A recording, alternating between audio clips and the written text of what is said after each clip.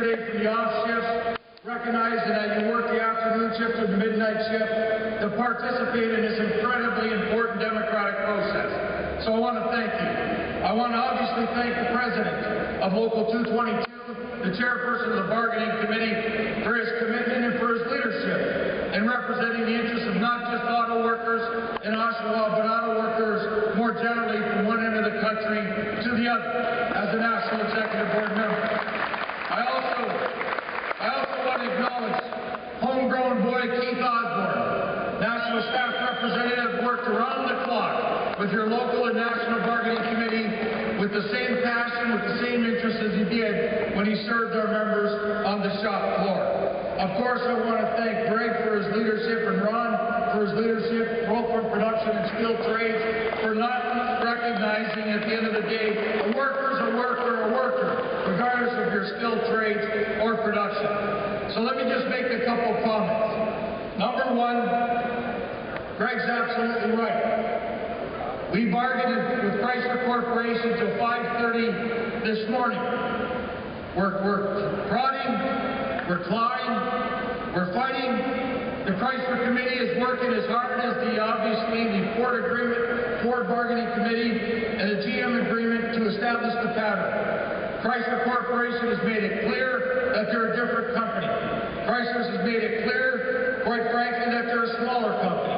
Chrysler has, most people say in this room, Mr. Marchione has said that Ford broke the trust relative to their commitment to reduce costs here in Canada moving forward. So I want to remind people in this room that pattern bargaining works. Make no mistake about it. We would have not been able to put this compensation package in front of our membership today without pattern bargaining at Ford.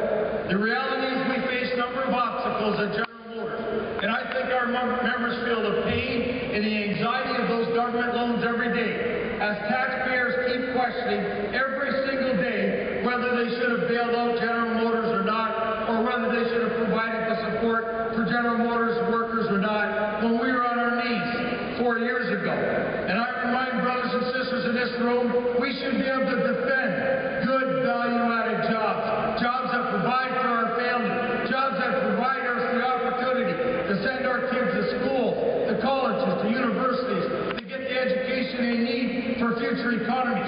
Brothers and sisters, we had the ability to do that through the power of the union, not through the power of the corporations.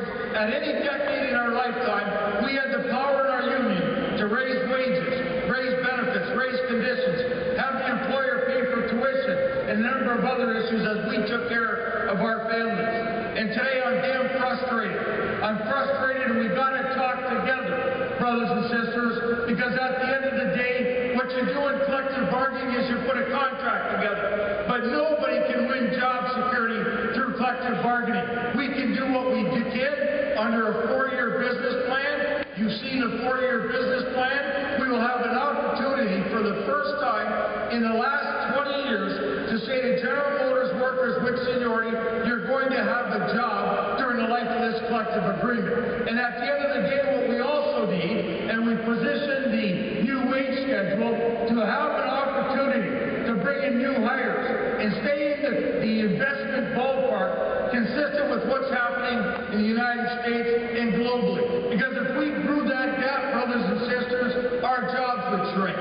And then the last thing that I want to say to the brothers and sisters in this room, I want to just remind us all, because at the end of the day, we have to watch market share. The only job security we have is the market share of our products.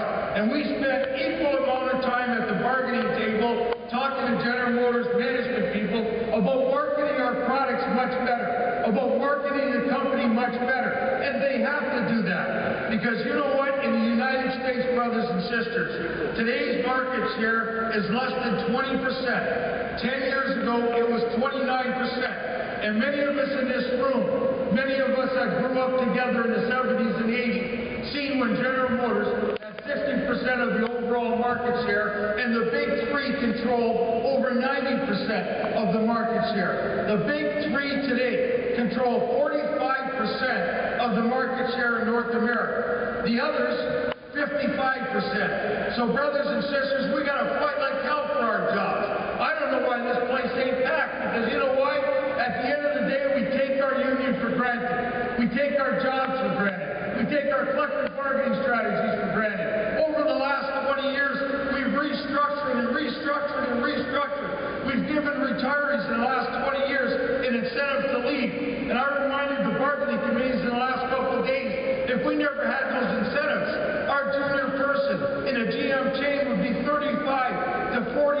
seniority, working on the assembly line.